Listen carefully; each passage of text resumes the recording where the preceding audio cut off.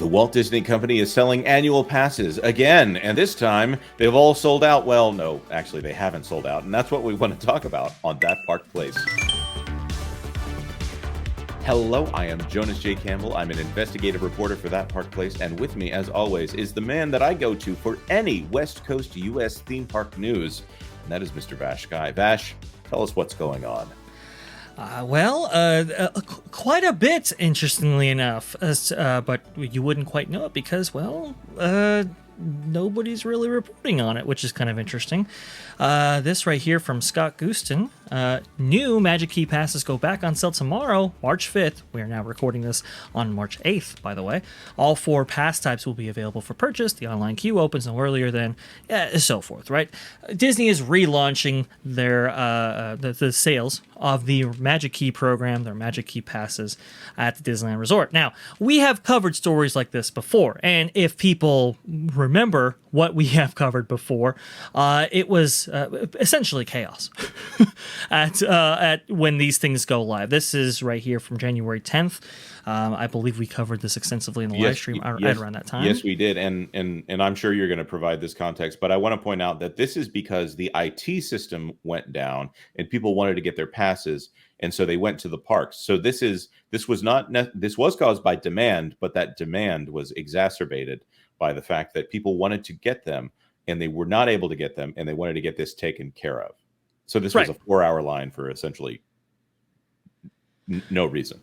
Yes, you can see right here, this is from August 25th, 2021. Every single time that the Magic Keys go online, there is a huge demand to get these things. This was around the time that the Magic Key program first went online. And usually, because of that intense demand, whether it's facilitated at the ticket booths or whether it's facilitated online, they usually sell out sometimes within hours. What was very fascinating here, and people were kind of noticing, this is fresh baked here, my timeline has been Magic Key free this morning. Has anyone bought one today? Any issues reported? Why is it so quiet? A lot of people noticed. It's like, why weren't there a huge amount of reports of at least people purchasing them, or at least people having problems?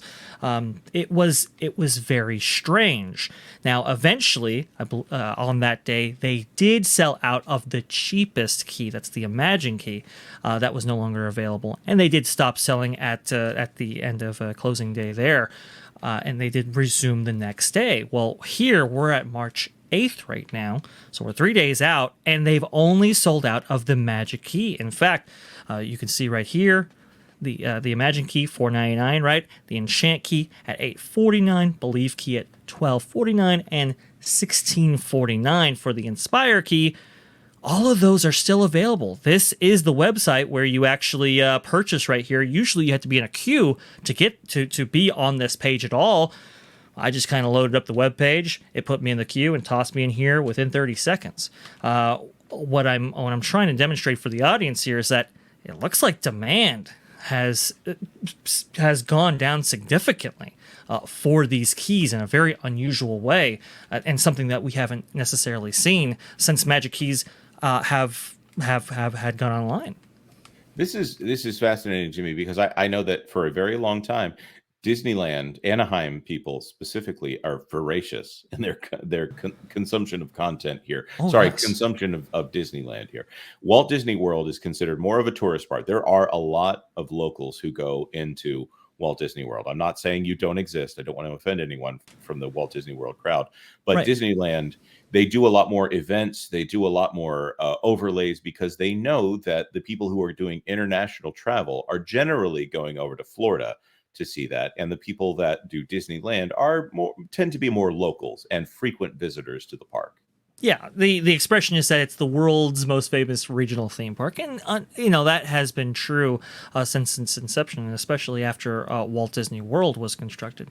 Like you said, I think it's you perfectly laid it out. More people will go to Walt Disney World if they're looking for their once in a lifetime vacations and so forth. When people say they're going to Disney, it's typically they're going there. But Disneyland, because of its regular visitation that it has and its kind of steady income as as relates to that, usually it'll kind of offset if Walt Disney World is having issues. If it's a down tourism season, for example, usually Disneyland will kind of offset those losses right there.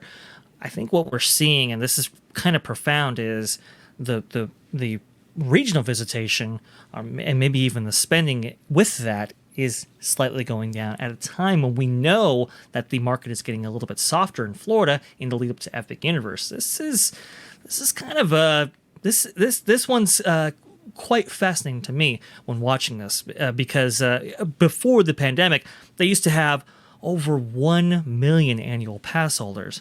Now that's dropped significantly because they've withheld how many Magic Keys are actually sold. But now, even with a bunch of news coverage in the area suggesting that these are going online, they're still available. Right. Well, the other thing, of course, in the issue that you've kind of hinted at here is that Walt Disney World, when they switched to reservation dates, the public reason for that was that they wanted to make sure that they could optimize the parks. And when they say optimize the parks, they're just kind of in that area where they're trying to say that they want to make sure they get people. They want to make sure they have the right amount of staff for that day. And they said that people spend more when there are fewer people in the park. I think that there is some truth to that. But it also had the benefit of Disney being able to hide the number of people that were going into the parks. It made ticket sales. It made it so that they could hide the number of people that were not choosing to go to the park, if that makes any sense. Yes, and they could, with their reservation systems as they've implemented them, they can get much more granular with what kind of guests that they want into these parks. For example, for Disneyland, obviously it was overrun with annual pass holders who maybe will spend a lot, throughout the year that they actually have the annual pass, but per day might not spend nearly as much as a tourist who is coming in for a couple days looking to enjoy the Disneyland Resort. So you can place them in their own separate buckets, right? And say, okay, we're going to limit access to Disneyland Park, right? Who has a capacity of like around 60,000 or so. I don't think they've ever achieved that number since. But for example, okay, we can limit that to maybe 20,000 annual pass holders and have the rest set aside for day guests purchasing tickets for that day. So the rest of that 40,000. So they can delineate between the two and get really, really granular now with this reservation system, which is why it hasn't gone away. Right, and of course that bucket of tickets for annual pass holders was what was the cause of the lawsuit that they eventually settled, correct? Yes. So when people originally bought into the Magic Key program, I told people before, it's like you're kind of buying into a black box, because if days sell out, who knows how many days you can actually get, depending on how many levers they pull to actually allow people to go in that day. You're going to have instances where you necessarily can't reserve a day because it's all booked up. And apparently that's what the lawsuit was over, because they have listed a number of blackout dates that you aren't good for, and people took that as, oh, okay, so I'm good for every other day. But with that reservation system, essentially creating new blackout dates because you can't reserve them because they're all booked up. Well, that obviously wasn't expressed with any amount of transparency, at least in the mind of the consumer, to bring that case forward. So and you're right, and we've never done that video on the degree in Disney, the actual the knowledge that you have to have in order to be an avid consumer of Disney. But maybe that is deserved. And by the way, I just want to point out, Jay Rasulo did an excellent job of pointing out some of those issues in his little Q&A session with Nelson Peltz on Thursday. You can see some of that coverage here and on Valiant Renegade, and I think we're going to be doing a long-form discussion of that town hall session on this channel sometime very soon. But of course, if you are interested in what is going on with the Disneyland park, consider liking this video. Leave a comment below if we've said something that incites you to have a comment. And of course, consider subscribing to That Park Plays for all the news that should be fun. Thanks for watching That Park Plays News. For more information, consider checking out www.thatparkplace.com. And don't forget to subscribe, share, like, and send this out on your favorite social media accounts.